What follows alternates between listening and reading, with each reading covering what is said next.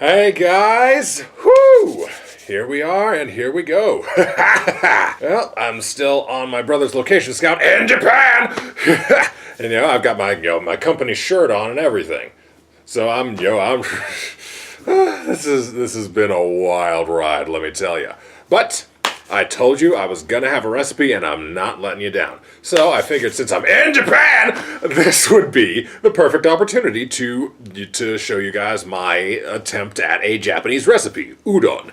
Now, before I even get started, I have learned since I made this that the way you're supposed to do udon is to, or really any noodle dish, is to cook the noodles and drain them separately, then serve them and pour the broth over them. That's what you're supposed to do. I didn't do that, but it turned out just fine. So I'm not even gonna worry about it. So the way this recipe got started is, I've mentioned a while back that I took a trip to the Hong Kong supermarket in Southern California, and of course, Hong Kong being the hub between all of Asia, basically, there were all sorts of cultures and cuisines represented. You have Korean foods, Vietnamese, Chinese, and of course Japanese. I looked around. We were there to get one specific thing, but just looked around and grabbed some other stuff. And I happened to stumble across some shiitake mushrooms, some fresh basil,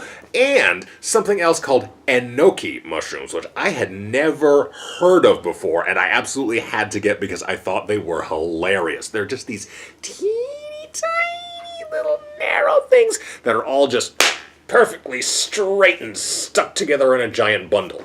So I thought they were hilarious, and so I had to get them. If a food makes me laugh, I have to buy it. That's the rule. As I brought these home, and I thought, okay, what can I actually do with them? If I don't want to toss them into a normal thing, let me make something different out of them. So I decided on udon, because I had heard of it and I wanted to try making it. So that's the history behind it. Let's talk about the actual making of it, which is actually really simple. All you need to do is you take garlic and green onions. If you have leeks, use those. They're really good.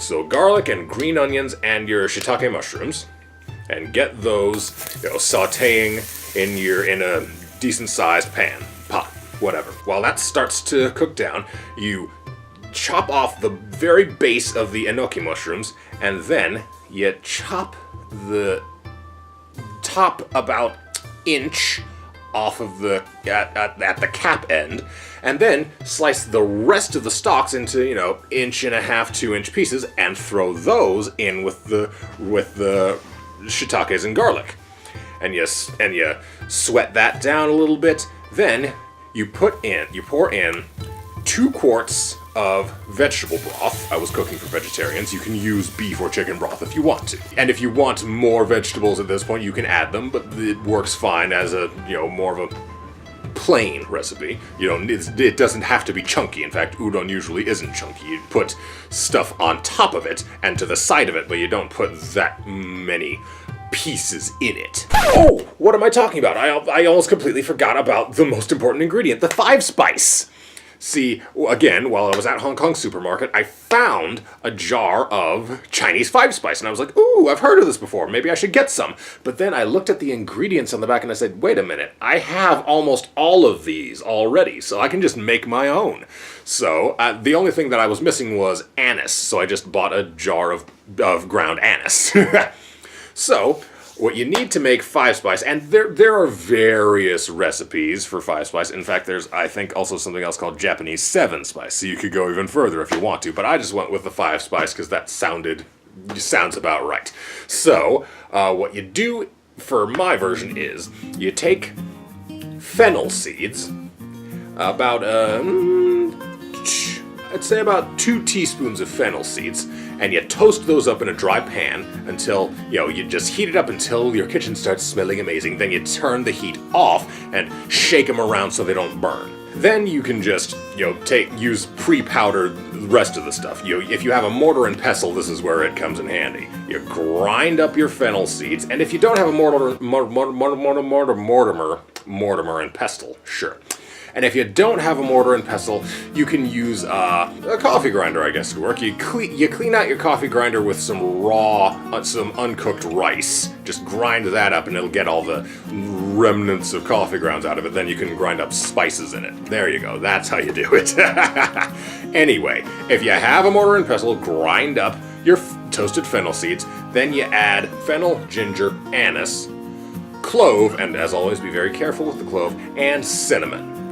So you get all those mixed together, and you adjust the levels of each one to your liking. You really like cinnamon, use more cinnamon. You really like ginger, use more ginger. Just feel it out on your own. You should end up with about 2 tablespoons worth of stuff. And so while your mushrooms are sauteing, you just sprinkle all that onto it and get it nice and mixed in. I always prefer to put the seasonings or powders in before the liquid because I find it dissolves better. It mixes around better. You don't just have it floating on the top like you do if you just try to dump it in afterwards. Anyway, so you make your 5 spice, you put it on your shiitakes, you pour in your broth, stock, whatever you want to call it, and you bring that up to a boil. Then you put in your noodles, and I was using the pre-made noodles, so it only took that long. Now again, what you're supposed to do is cook your udon noodles separately, and you put those in a bowl and then pour this broth over the top of it. So if you want to do it right, that's how you do it. Whichever way you do it, once you've got it in your bowl, you take those caps from the enoki and sprinkle those over the top as your garnish. They're very sweet and a little bit springy and absolutely wonderful as a topping. You gotta try them out if you can find them anywhere. So, that is my first attempt at a Japanese dish. I think it turned out pretty well, and the people I fed it to think it turned out pretty well. So, give it a try for yourself and see if it turns out well for you. And as always, guys, thank you so much for watching. Go try some of my recipes. If they're good, tell me how much you like them. If they suck, tell me how to fix them. While you're in the comments, ask some questions and leave suggestions. I'm always looking for new recipes and, ways to, again, fix my old ones. I'm serious when I say if you have something you want to tell me to do differently, tell me about it. I want to give it a try. Follow me on Facebook, Sabertooth Chef. Follow me on Twitter and Instagram, Saber_Tooth. You know how YouTube works. Please do all of the things. And I'll see you in the kitchen.